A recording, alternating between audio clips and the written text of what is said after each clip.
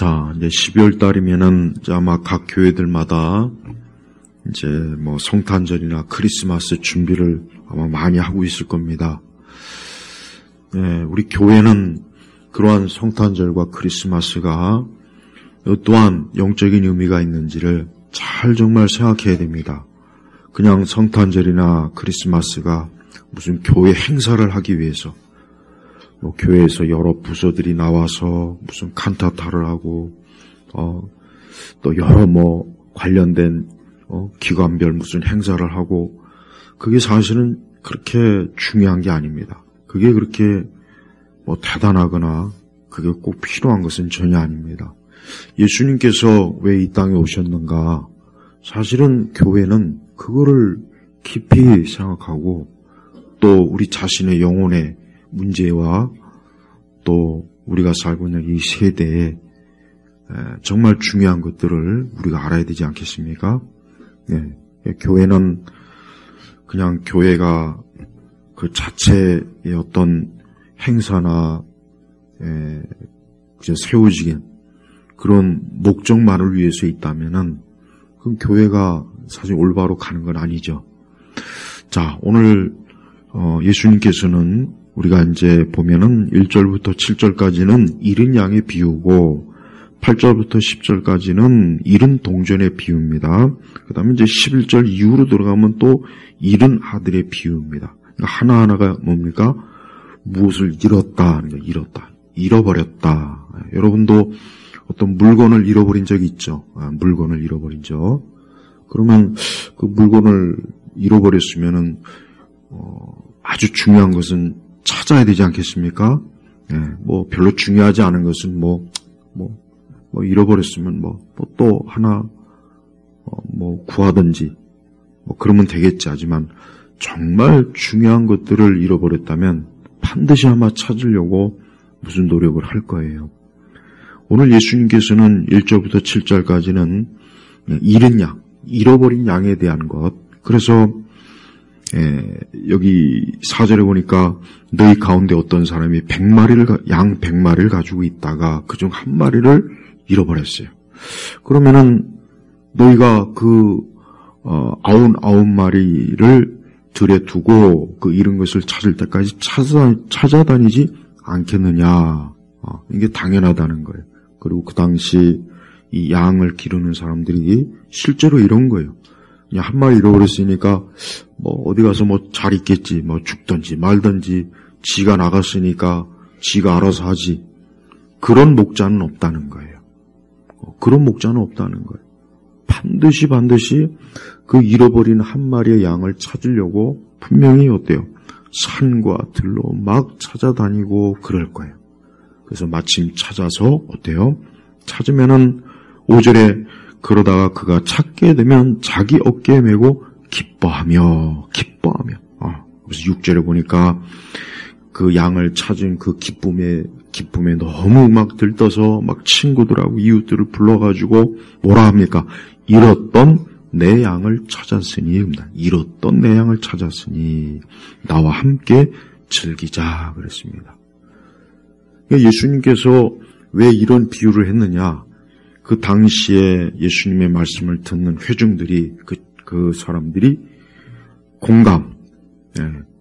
실제적으로 공감을 끌어들이기 위한 거예요. 그러니까 누구나 다 그 예수님의 말씀을 들었던 사람들은 예수님의 말씀을 다 체험적으로 알았던 거예요. 그러니까 자기들도 자기 가족이나 친척이나 아니면 자기가 잃어버렸던 양을 찾은 경험이 있거나 아니면 잃어서 끝끝내 못 찾았던 경험이 있었던 거예요.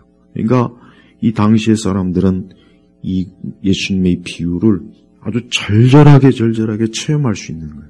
그래서 너무나 잘 이해가 되고 공감이 된 거예요. 근데 그러면서 예수님이 뭐라 하느냐? 7절 말씀이 핵심 말씀이에요. 내가 너에게 말하는데 이와 같이 하늘에서는 회개할 필요가 없는 의인 99에게서보다 회개하는 죄인 하나에게서 기쁨이 더 있을 것이다 라고 했습니다. 이 말씀은 뭐냐? 즉 너희가 믿는 하나님이 기뻐하는 게 뭐냐? 바로 회개하고 하나님께 돌아오는 죄인. 그 한 사람이 회개하고 돌아올 때 하나님이 엄청나게 기뻐한다는 거예요. 그러니까 이 말씀을 들었던 사람들은 하나님께로 돌아오지 않았던 사람이 하나님께로 회개하고 돌이키면은 이렇게 하나님이 기뻐하시고 좋아하시는구나. 그렇구나. 하고 분명히 어때요? 그 마음에 깊이 공감을 했을 거라고요. 그다음에 8절에 보면은 또 어떤 비유가 있느냐. 어떤 여인이 10드라크마, 그냥 우리식으로 얘기하면은 그냥 100만 원이나 10만 원이 있다고 쳐요. 근데 그 중에 한 드라크마를 잃었어요. 만약에 돈을 10,000원이든 10만 원. 그래서 그 여자가 어때요? 등불을 켜고 집안을 막 쓸면서 막 여기저기 막 찾는 거예요. 근데 그걸 찾았어요. 찾아가지고 어때요?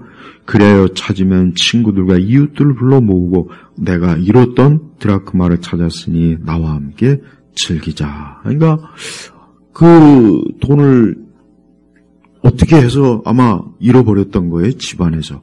그래서 막 여기저기 막 가구를 이리저리 옮겨보기도 하고 막 해서 찾았어요. 그래가지고 너무 기뻐가지고 막 어때요? 역시 친구와 이웃들을 불러 나와 함께 즐기자. 그러면서 예수님이 또 뭐라면 10절에 내가 너에게 말하니 이와 같이 죄인 하나가 회개하면 하나님의 천사들 앞에 기쁨이 있다. 자, 보십시오. 잃은 양의 비유나 잃은 동전의 비유의 공통점이 뭡니까? 죄인이 회개하고 주님께로 돌아오면 그게 하나님께서 가장 기뻐하는 거예요. 우리 성도님들, 우리가 하나님을 사랑한다 하면은 하나님이 기뻐하는 거를 우리가 생각하지 않겠습니까? 당연한 거예요. 그죠? 우리가 하나님을 사랑한다 하면서 그럼 하나님이 우리가 성경 말씀에도 있죠. 주께서 기뻐할 것이 무엇인지 시험해 보라 그랬단 말이에요.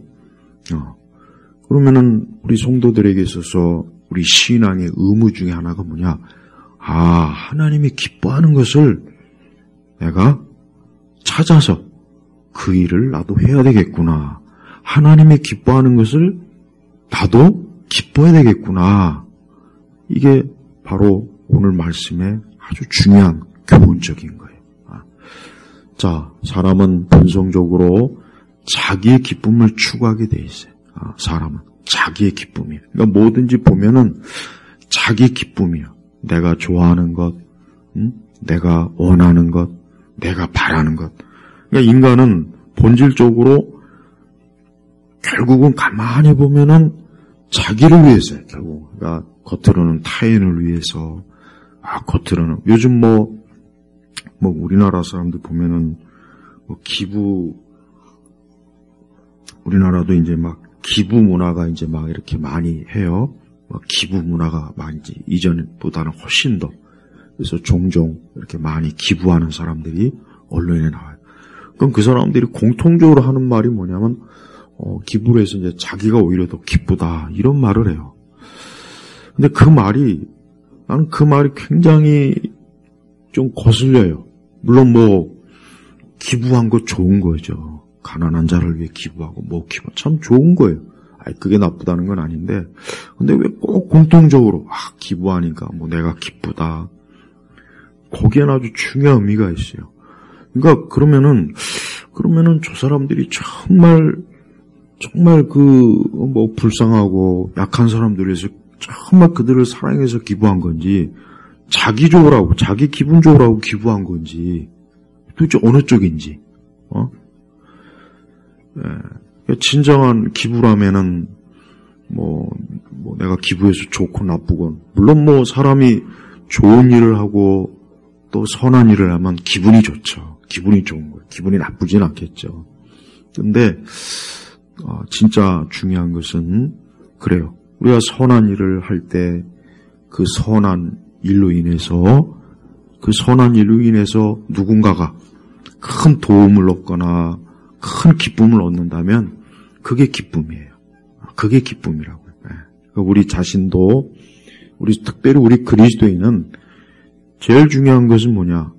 내 기쁨이나 내 만족이 아니라 하나님이 기뻐하시는 거예요. 그게 제일 중요합니다. 하나님이 기뻐하는 거예요. 우리가 뭘 하든지 하나님이 기뻐하면 그러면 나도 좋은 거예요. 그럼 나도 좋은 거고 그것도 나도 그로 인해서 즐겁고 그런 거예요. 우리 성도들도 하나님이 기뻐할 것이 무엇인가 그걸 한번 잘 생각하고 우리 성도들은 마땅히 세상을 살아가면은 세상이 기뻐하는 걸 하게 돼 있어요. 그래서 여러분 불신자들은 봐요. 그들이 하나님을 찾습니까? 그들이 하나님을 사랑하는 마음이 있습니까? 그들이 무슨 하나님을 기뻐하고 즐거워합니까? 전혀 그런 거 없잖아요. 왜? 그들은 관심이 없는 거예요. 하나님이 기뻐하는 건 난 필요 없어. 하나님의 존재 자체도 믿지도 않는데 더 이상 무슨 말 하겠어요. 그들은 오직 이 세상이 기뻐하는 것, 또 내가 기뻐하는 거예요. 그를 성경에서 뭐라고 말합니까? 죄라고 얘기하는 거예요. 죄라고 하는 게 뭐냐면 하나님을 기뻐하지 않는 게 죄예요. 하나님을 영화롭게 하지 않고. 그래서 웨스트민스터 소요리 문답 일문에도 나와 있잖아요. 그러니까 죄는 그냥 간단해요. 사람이 하나님을 기뻐하지 않는 게 죄구나.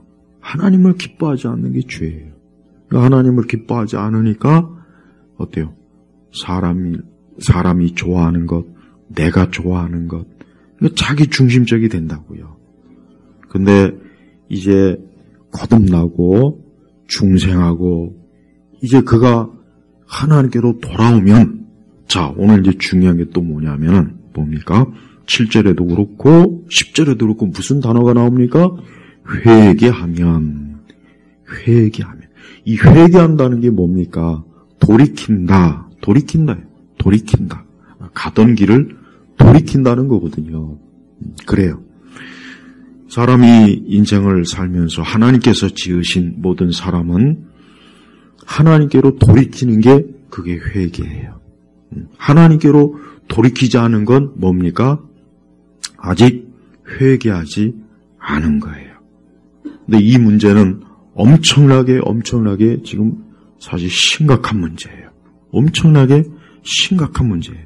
사실 지금 시대에 사실 교회는 회개에 대해서 별로 강조하지 않죠. 회개. 아마 그런 말도 그렇게 많이 들어보지는 못했을 거예요. 그런 말도 교회에서 그렇게 많이 설교 때 이제 잘 언급이 또 안 되고 있어요. 하지만 그거는 엄청나게 잘못된 거예요. 이 복음의 전제는 회개예요. 회개는 뭐냐? 이제는 하나님께로 돌아가는 거예요. 이제 더 이상 내 중심, 자기 중심, 내가 기뻐하는 것을 살지 그런 인생이 아니라 이제는 하나님이 기뻐하고 하나님을 위해서 내가 살아야 되겠구나. 이제는 하나님 중심적으로 살아야 되겠구나. 그게 회개라고요. 근데 그 회개를 하나님께서 엄청나게 기뻐하는 거예요. 그러니까 하나님께서는 지금 7절에 보니까 회개하는 죄인 하나에게서 기쁨이 있을 것이다. 10절에도 회개하면 하나님의 천사들 앞에 기쁨이 있다. 그러니까 하나님께서 저 하늘 보좌에서 하나님 기뻐하시는 게 뭐냐? 천사들이 그 앞에서 춤을 추고 노래를 부르고 하나님 그걸 기뻐하는 게 아니고 그걸 지금 얘기하는 게 아니에요. 하나님 기뻐하는 게 뭐겠습니까? 이 땅에서 어떤 사람이 자기 중심적으로 인생을 살아가요. 하나님이 없는 인생. 아예 하나님을 고려하지 않고 자기 만족, 자기 성취, 자아 숭배, 자기 영광, 자기 능력. 이게 다 모든 사람들의 모습이잖아요. 이게 누구나 다 그런 거예요. 그러니까 그런 사람이 어느 날 갑자기 내가 그동안 인생을 잘못 살았구나. 내 비록 열심히 살았고 또 성실하게 살았고 착하게 살았고 또 어떤 인생의 중요한 목표도 이뤘고 그랬는데 이게 궁극적인 게 아니구나. 인간은 하나님이 창조했는데 그 하나님을 의지하고 하나님을 믿고 하나님 중심적으로 살아야 되는데 내가 그렇지 못했구나. 이제부터 내가 그래서는 안 되겠구나 하고 어때요? 돌이키는 거예요. 그게 회개라고요. 다른 말로 하면 회심이라고 할 수도 있고, 그러니까 이 회개라고 하는 것은 우리 기독교, 하나님께서 우리에게, 사람에게 요구하시는 가장 첫 번째가 회개입니다. 회개. 하나님이 그렇게 회개할 때 하나님께서 여기서 기쁨, 하나님이 얼마나 우리 예수님께서 아버지 하나님에 대해서 이렇게 기쁨이라는 이 표현을 쓸 정도면은 하나님께서 정말 좋아하시는 거예요. 좋아하시는 거예요. 이 땅에 일어나는 모든 일 가운데 하나님께서 가장 기뻐하는 게 뭐예요? 사람이 하나님께로 돌아와서 이제 그가 하나님을 섬기고 하나님을 믿고 하나님을 의지하고 이제는 그가 하나님을 인정하는 그러한 인생관으로 그러한 그 삶으로 바뀌어졌을 때 그게 하나님께서 기뻐하는 거예요. 그래서 우리는 오늘 이 말씀을 통해서 보면은 뭘 또 우리가 알 수 있느냐 15절에 보니까 누가복음 15장 오늘 가장 좀 많이 나오는 표현이죠.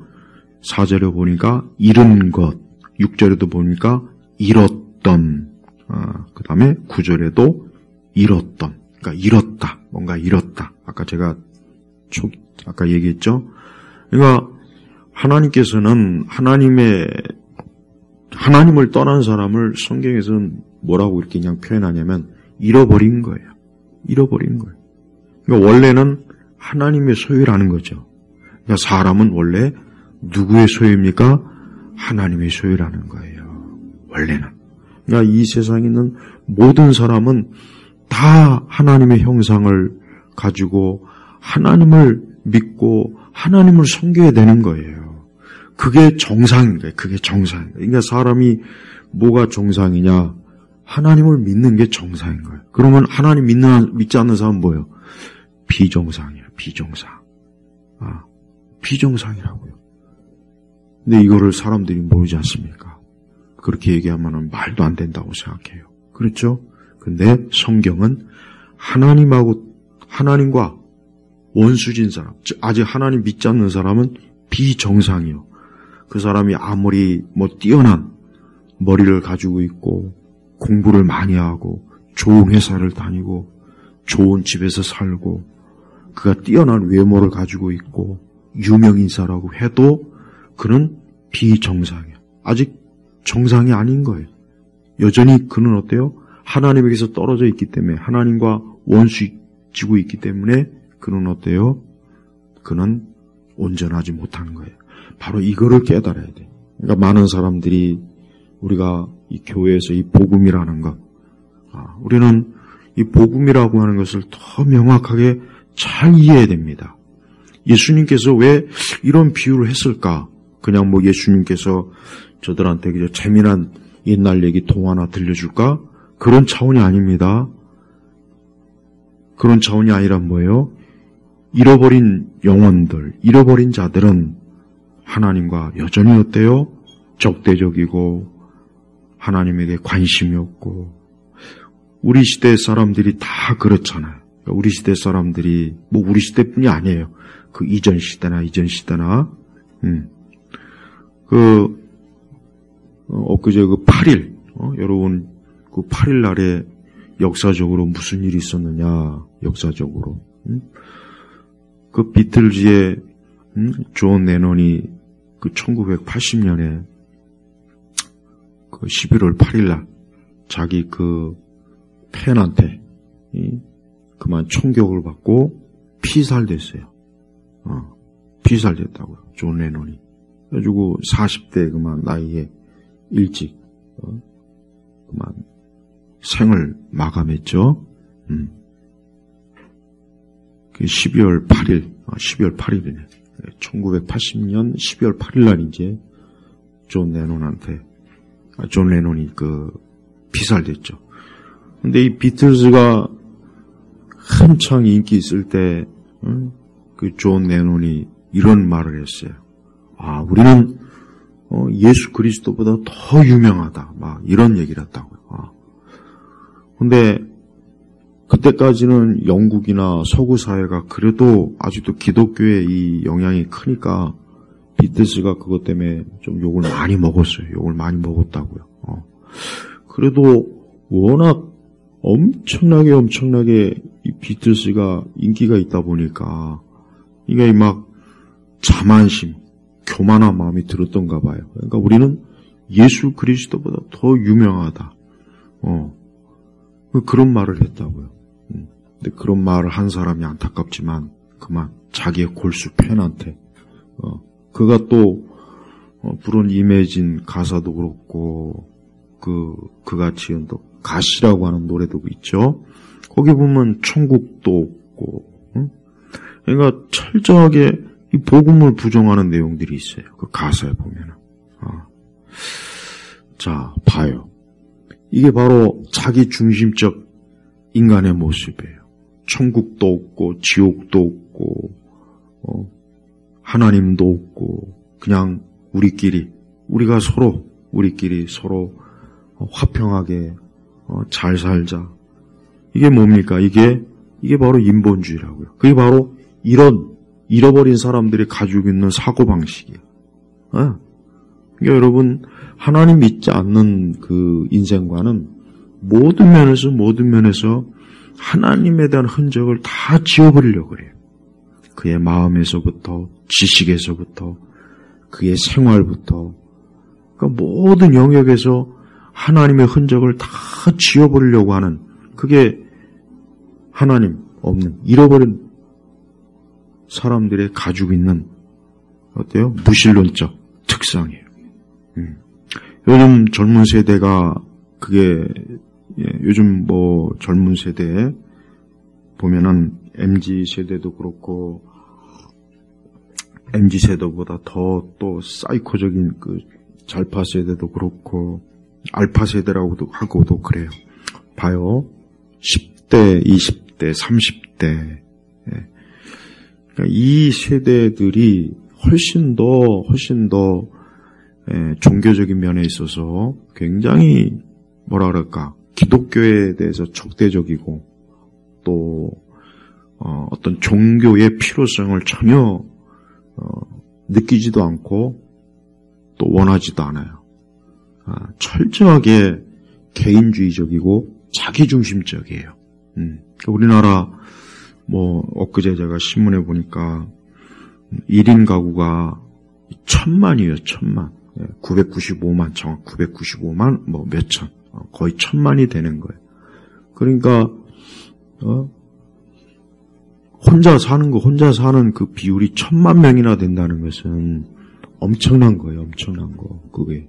그러니까 이제 더 이상 보통 과거에는 80년도, 90년도까지는 표준적인 가정은 4인 가정. 4인 가정.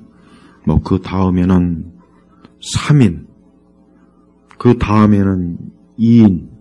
그 다음엔 이제 1인. 이제 앞으로 점점 더 이제 1인 가족이 늘어나요. 더 늘어날 거라고. 그러니까 사람들은 자기만의 세계에서 자기 인생을 사는 거예요. 더 이상 사람들이라든가 타인이라든가 이 세상과의 어떤 접촉 자체를 원치 않는 거예요. 그러니까 사람이 하나님에게서 등을 돌리게 되면 어떻게 되냐면 모든 인생 자체가 자기 중심이 돼버려요. 그게 블랙홀 인생이 돼버린다고요. 자기가 자기 인생을 흡수하게 돼버려요. 근데 거기에 남는 게 뭐가 있냐? 남는 게 없어요. 외로움, 어둠, 고독, 두려움 그런 것밖에 없어요. 그러면서도 계속해서 자기 중심적 인생을 살아가게 돼요. 그러니까 사람이 하나님에게서 등을 돌리면은 어떤 면에서든지 좋을 게 하나도 없습니다. 좋을 게 없다고요. 그래서 많은 사람들이 그런 부분에 있어서 그러면서도 그들은 뭔가를 찾고 뭔가 자기 인생의 의미를 찾고 그러면서도 뭔가 자기 안에 많은 두려움이나 불안이나 염려를 어떻게 좀 해결해 볼까 그런 게 또 있다고요. 그러니까 미친 듯이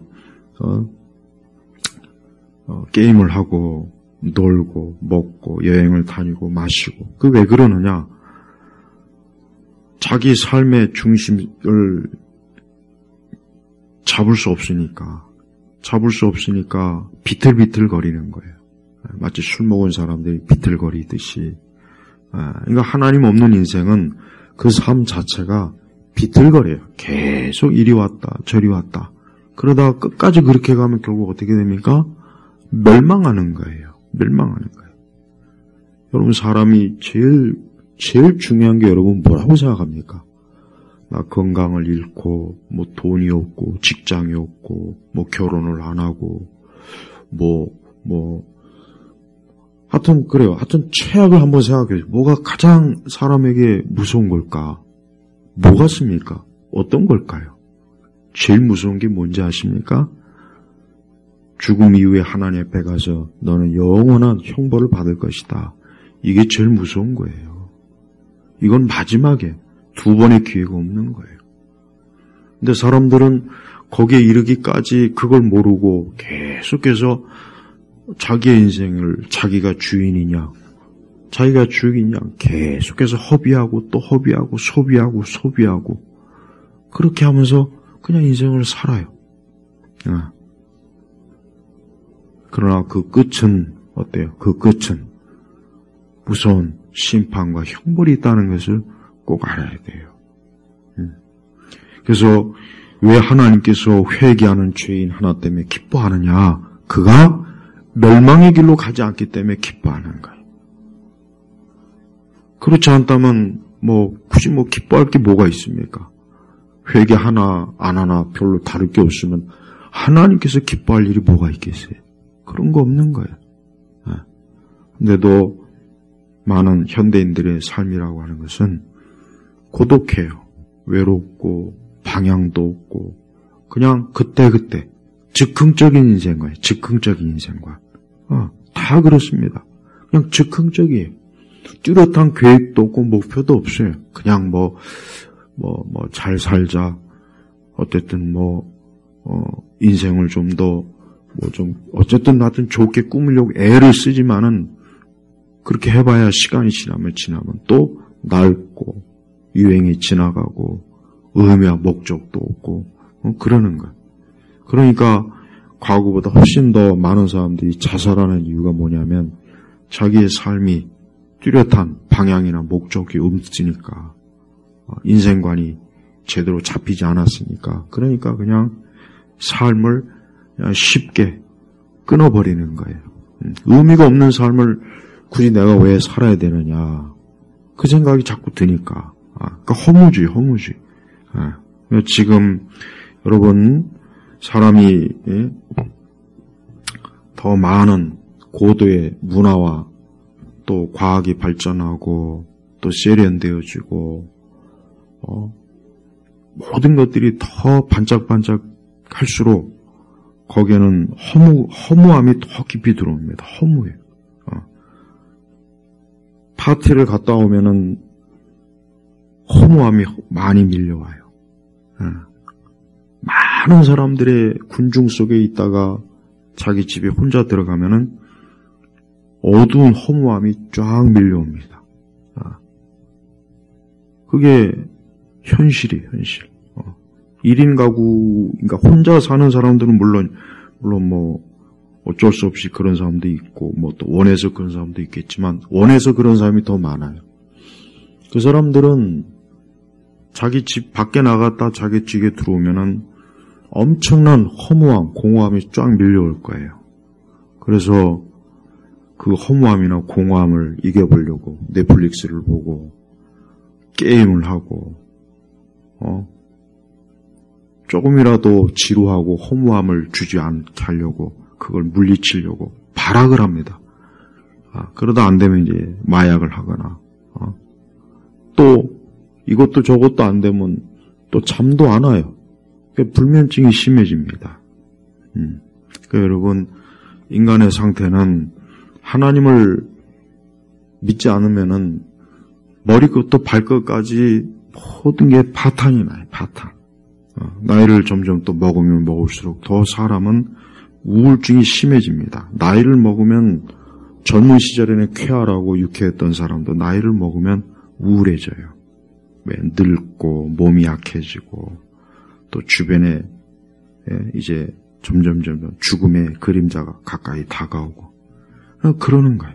그러니까 회개하지 않는 인생은 정말 최악인 거예요. 최악. 그런데도 사람들은 잠깐 동안에 그 자기의 그 기쁨과 일시적인 삶의 즐거움을 위해서 계속해서 그쪽으로 가요. 근데 그런 사람들에게 정말 필요한 게 뭐냐? 그들은 하나님을 알고 하나님을 믿어야 돼요. 하나님을 믿지 않으면은 모든 좋은 것들이 다 갖춰져도 거기는 어때요? 거기는 죽음과 적막감과 허무주의가 가득 배어 있는 것입니다. 그러니까 그런 인생을 끝까지 고집을 세워서 산다면 그건 불쌍한 거예요. 그러니까 하나님께로 돌아오면 그의 삶이 어떻습니까? 그의 삶이 그때서야 아까도 얘기했죠? 이제 정상적이 되는 거예요. 하나님을 믿지 않으면 계속 비정상이에요. 여전히 비정상이에요. 그가 아무리 유명인사도 마찬가지예요. 그러니까 하나님이 없는 그 사람들의 그 삶의 실제적인 그 내용은 겉으로 볼 때는 화려하고 겉으로 볼 때는 아주 뭔가 세련되고 또 뭔가 풍성한 그게 있는 것 같지만 그러나 실제적으로는 어때요? 그 삶 속에 많은 어둠이나 공허가 깊이 스며 있어요. 허무함도 깊이 스며 있어요.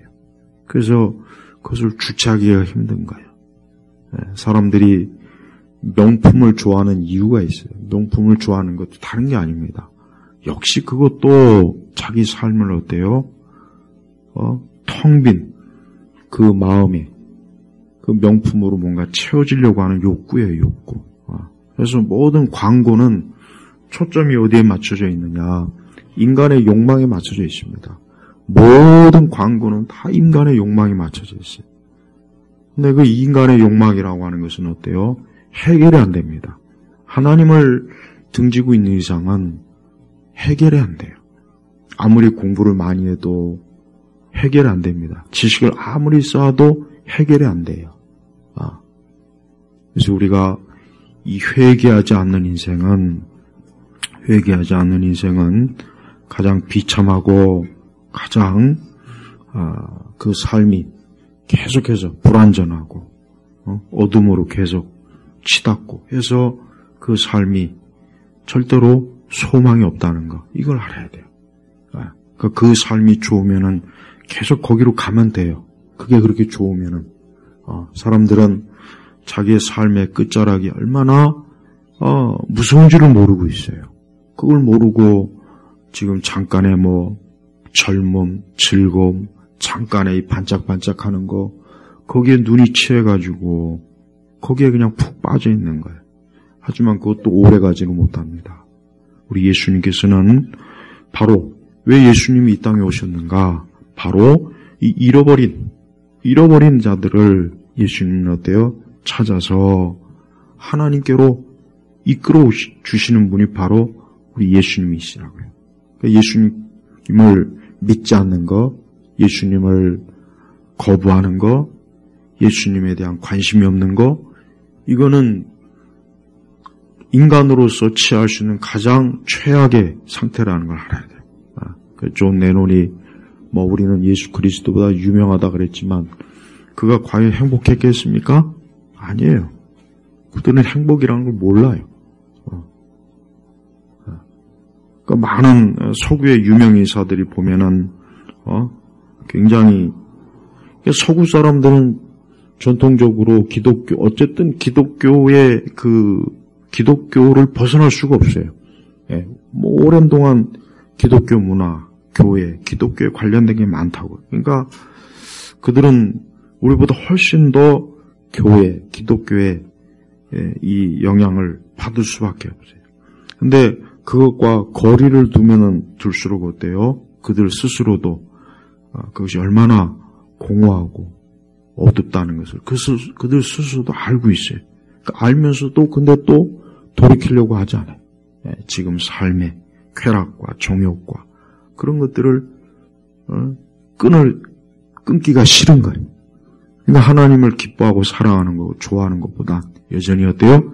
자기를 기뻐하고 자기를 즐거워하고 자기중심적 인생을 사는 겁니다.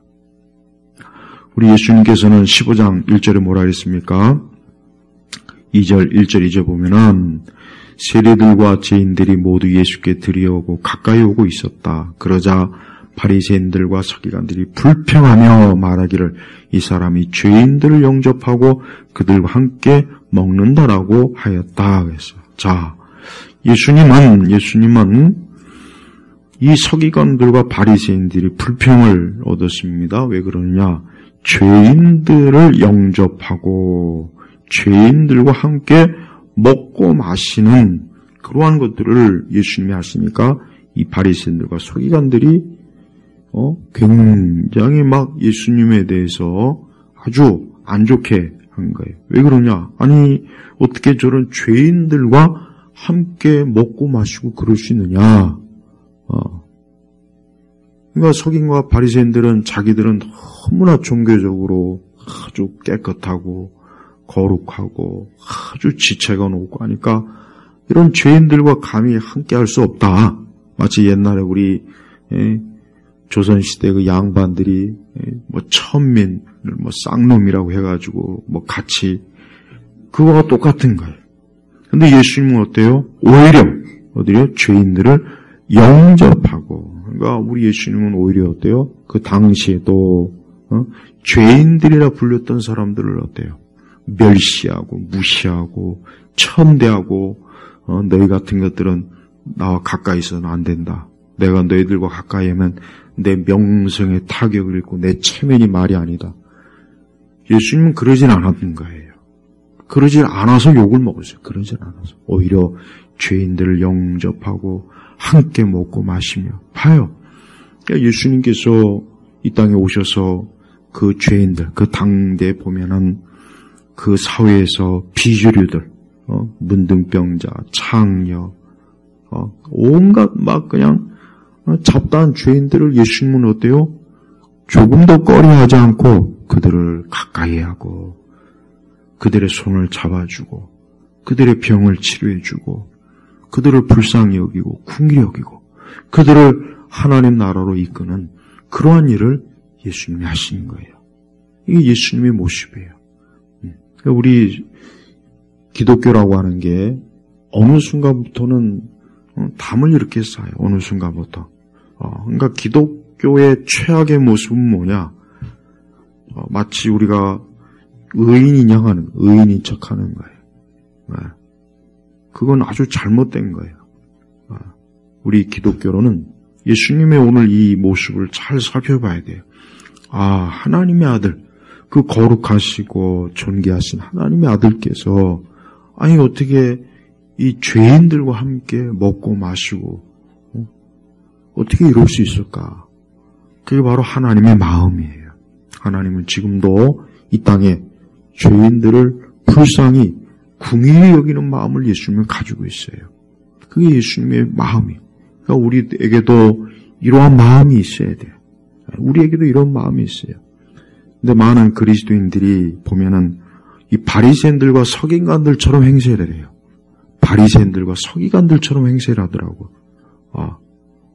여러분, 그러면 이 바리새인들과 서기관들은 그럼 죄인이 아닐까요? 이 자들도 죄인입니다. 그러니까 하나님 앞에서는 바리새인이나 서기관들처럼 종교적으로 온갖 치장을 하고 체면을 세우고 온갖 종교적인 복장을 해가면서 마치 자기들은 천사인 양 그렇게 행세를 하는 그들도 하나님 보실 때는 어때요? 죄인이라고요. 더러운 죄인이에요. 더러운 죄인. 더러운 죄인이에요. 바리새인과 서기관들이 강도나 창녀나 세리들이나 온갖 막 그냥 죄인들을 손가락질하고 욕하고 비웃고 조롱하죠. 근데 하나님 보실 때는 어때요? 너희들도 똑같다 이거예요. 너희 뭐 서기관과 바리새인들은 무슨 아담의 자손이 아니냐. 저들도 아담의 혈통이에요. 아담의 그 범죄함을 그대로 원죄를 가지고 있는 존재들이라고요. 그러니까 이 서기관들과 바리새인들은 자기 의의가 충만해. 자기 의의가. 여러분 지금도 저 이스라엘 지역에 가면은 아주 초정통파 유대인들이 있어요. 이 사람들은 인터넷도 안 써요. 이 사람들은 이 스마트폰도 이 코셔폰이라고 오직 전화만 돼, 전화만. 이 사람들은 이 초정통파 이 사람들은 자기네들은 하나님께 선택받은 사람이기 때문에 일체 이 세속적인 거가 접해서 안 된다는 그 생각이 아주 철저하게 박힌 아주 지독스러운 사람이에요. 지독스러운 사람. 그러니까 그 사람들이 바리새인들과 서기관들의 후예라고 후예. 네. 여러분 하나님의 아들 예수님이 이 땅에 오셨어요. 그분이 왜 오셨습니까? 그 거룩하시고 존귀하신 그분이 왜 낮고 천하고 이 더러운 이 땅에 왜 오셨습니까? 또 오셔도 왕궁에 오시지 않고 귀족들이 오시지 않고 이렇게 죄인들과 함께 먹고 마시고 왜 그렇습니까? 저들을 구원하기 위한 거예요. 구원하기 위해서. 저들을 건져내기 위한 거예요. 근데 우리 시대 이 기독교를 보면은 그 안에 바리새인들과 서기관들이 아주 요즘 요즘 빈대가 유행이죠. 아주 빈대처럼 가득해요. 바퀴벌레처럼 가득해요. 이 바리새인들과 서기관들이에요. 그러니까 교회라고 하는 것이 보면은 어느샌가 보면은 교회가 이 바리새인들과 서기관들을 양성하는 기관이 된 것 같아요. 가만히 보면은 바리새인과 서기관들 하나같이 자기가 의인이요, 자기는 죄를 안 진 것처럼 그런 바리새인과 서기관들은 오히려 어때요? 하나님 나라에서 먼 거예요, 먼 거. 우리 성도들은 신앙생활 할 때 항상 나는 죄인이라는 생각을 가져야 돼요. 나는 하나님께로부터 구원을 받아 건짐을 받고 하나님의 은혜를 입어서 내가 하나님의 가족이 되고 하나님의 자녀가 된 거지. 내 자신의 의와 내 자신의 어떤 드러날 만한 자랑거리를 가지고 내가 하나님의 자녀가 된 게 아니라고. 그럴 것 같으면 예수님이 이 땅에 오실 이유가 없죠. 인간이 자기 스스로 의로워져서 그가 완전히 이룰 수 있다면은 왜 하나님의 아들 예수님이 이 땅에 왜 오셨겠습니까? 그러니까 우리 스스로 항상 우리의 죄에 대해서 인식하고 나도 잃어버렸던 자인데 하나님께서 나를 건지신 거예요. 예수님께서 나를 찾아내서 건져놓은 거라고. 예수님이 날 찾아서 건져주지 않았으면 나 역시 이 땅에서 그저 죽어 멸망의 길로 갔을 거라고요. 다를 바 없어요. 다를 바 없다고요. 우리 주님은 지금도 이렇게 잃어버린 자들에 대한 우리 주님의 마음은 어때요? 궁혈과 사랑과 안타까움이에요. 그래서 그들이 회개하면 어때요? 하나님은 기뻐하시는 거예요.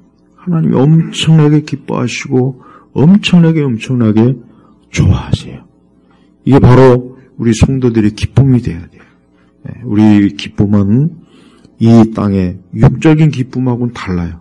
세상 사람들은 돈을 많이 벌면 기뻐하고 승진하면 기뻐하고 또 좋은 옷을 입으면 기뻐하고 세상 사람들의 기쁨이라고 하는 것은 다 본질적으로 뭡니까?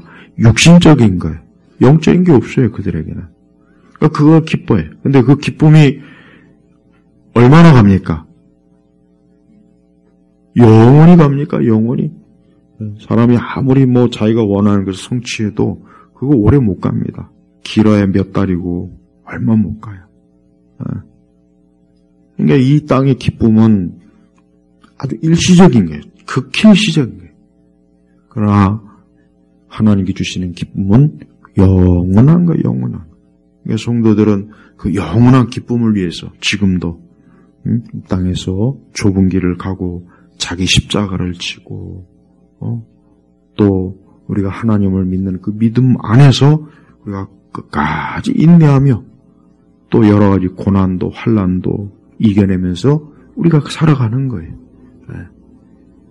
그리고 하나님은 그러한 우리 성도들에게 하나님과 함께 영원한 기쁨을 누릴 수 있도록 그러한 은혜의 때를 하나님이 다 예비해 놓으셨습니다. 그러니까 우리 성도들은 잘 인내하면서 내가 그 영원한 기쁨에 참여할 그때를 소망하면서 우리가 살아가는 거예요. 그게 믿음 생활이에요. 이 믿음 생활을 잘 해나가야 돼요. 이 믿음 생활의 믿음을 절대 놓치면 안 돼요. 또 가면 갈수록 하나님을 믿는 이 믿음이 어때요? 주님이 말씀하셨던 것처럼 내가 올 때 믿음을 보겠느냐 그랬단 말이에요. 그건 뭔 얘기냐면 그만큼 하나님을 믿는 자가 적다는 겁니다. 적으니까 그런 거예요. 적으니까 일단은 적으니까 하나님을 믿는 믿음을 갖는다는 게 그게 많다면 우리 주님께서 그런 말씀하실 이유가 없죠. 그만큼 믿는 자가 적은 거예요. 적은 거. 다 어때요? 이 세상 길로 가는 거예요. 세상. 이 세상의 화려함, 영광, 이 세상의 그냥 그 번쩍번쩍하는 그 찬란함, 거기에 다 빠져요. 거기에 다 빠진다고.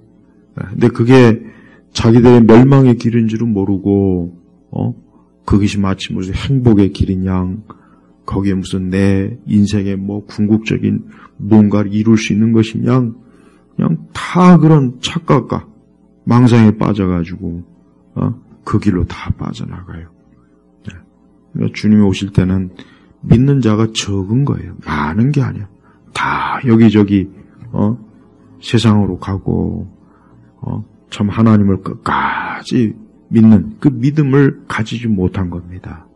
우리가 그걸 생각하면서 내 자신의 믿음을 잘 지켜야 되겠구나.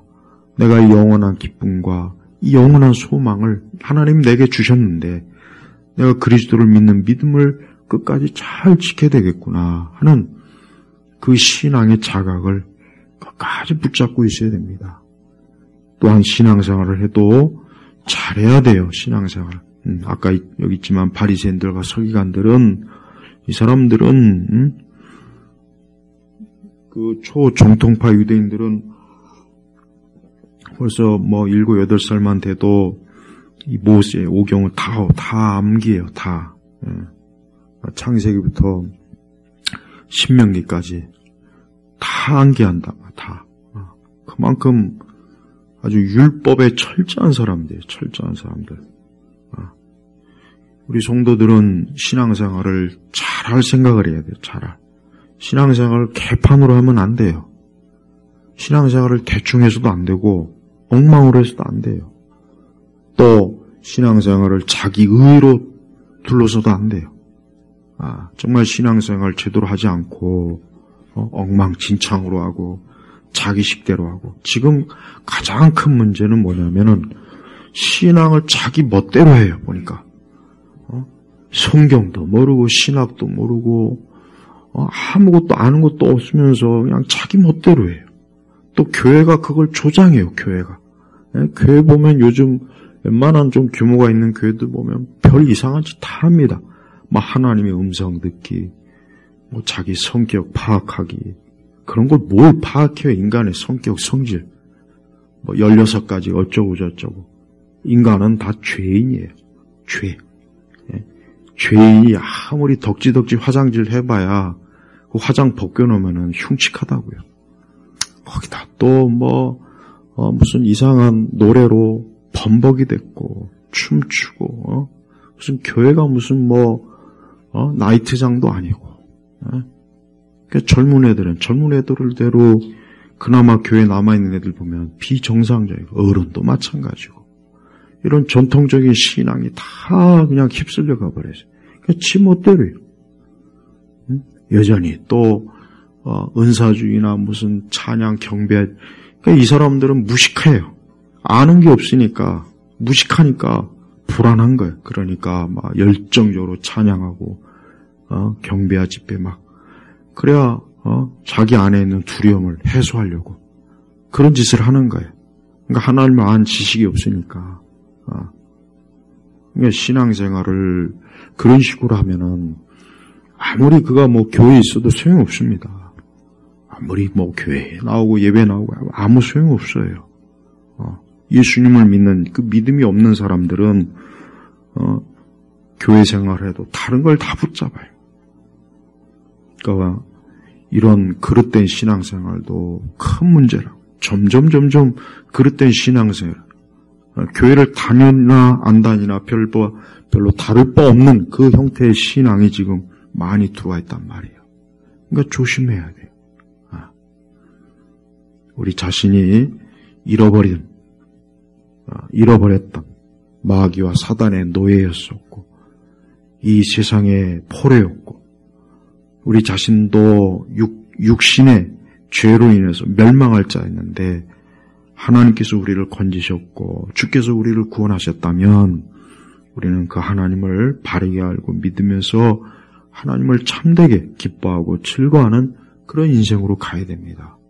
그렇지 않으면은 나중에 하나님 앞에 갔을 때 엄청난 두려움과 돌이킬 수 없는 후회와 고통 속에 빠져들어요. 그러니까 그러기 전에 내가 그리스도께 확실히 나왔나?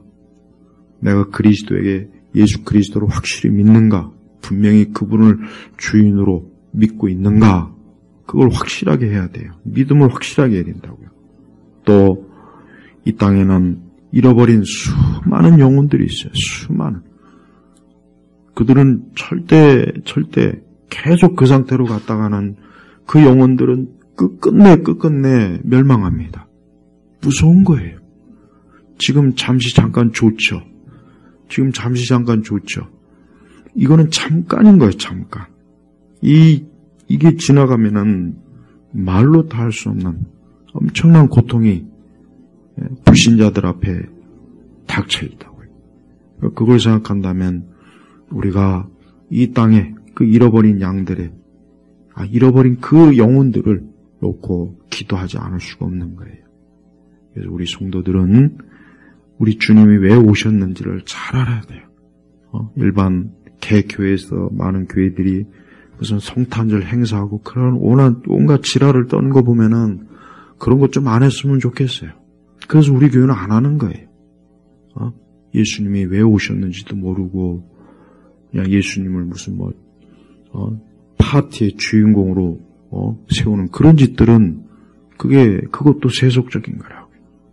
우리가 오직 주 예수 그리스도 그분을 믿고 또 그분을 믿지 않는 영혼들을 불쌍히 여기는 마음으로 우리가 기도하고 깨어 있어서 우리 자신의 영혼도 생명으로 가고 또 멸망의 길에 던 사람도 생명의 길로 올 수 있도록 그러한 하나님이 기뻐하시는 그러한 삶으로 우리가 믿음, 신앙의 삶을 사시길 주의 이름으로 축복합니다.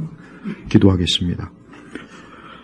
하나님 아버지 감사합니다. 우리 주 예수 그리스도의 영광스러운 강림하심이 그 첫 번째 강림하심이 얼마나 큰 기쁨이요 소망이요 이 땅에 있는 모든 인류에게는 말할 수 없는 꺼지지 않는 빛인 줄 압니다. 우리 교회가 그 영광스러운 주님을 기뻐하며 사랑하면서 또 점점 더 큰 어두움과 허무함에 빠지는 이 세상과 이 세대를 바라보면서 탄식하며 또 잃어버린 영혼들을 생각하는 그런 궁일의 마음, 사랑의 마음을 온전히 갖도록 이끌어 주옵소서. 간절히 기도하고 예수님의 이름으로 기도 올렸습니다. 아멘.